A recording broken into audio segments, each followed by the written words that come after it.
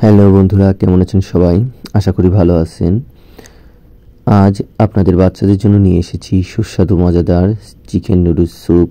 এই জন্য যে উপকরণগুলো আমাদের লাগবে: ছোট ছোট টুকরা করা মুরগির মাংস, তবে মাংস হতে হবে হাড় ছাড়া; noodles 1 packet; chicken stock 1 cup; মিহি করা পেঁয়াজের কুচি, রসুন কুচি, আদা কুচি 1 টেবিল চামচ; লাল কাঁচামরিচ 1 থেকে 2টি, বাচ্চারা ঝাল যেমন খাবে; লেবুর রস 1 টেবিল চামচ; লেমন গ্রাস 1 মুঠো; লবণ পরিমাণ মতো; তেল ও পানি।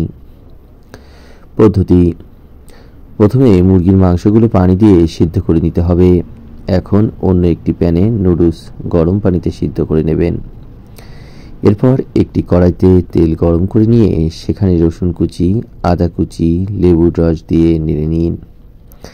এখন এতে চিকেন স্টক ও পানি দিয়ে সিদ্ধ করা মাংস ঢেলে দিন।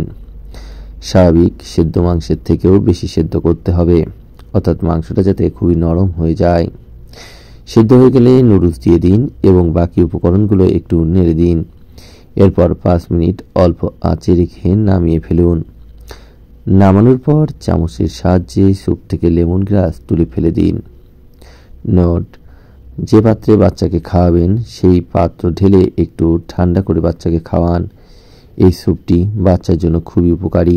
তাছাড়া শিশুরা এই স্যুপ খেতেও খুব ভালোবাসে। বন্ধুরা, আর আমার এই চ্যানেলটি যদি আপনাদের ভালো লেগে থাকে তাহলে অবশ্যই সাবস্ক্রাইব, কমেন্টস, লাইক এবং শেয়ার করে দেবেন। সবাইকেই ধন্যবাদ।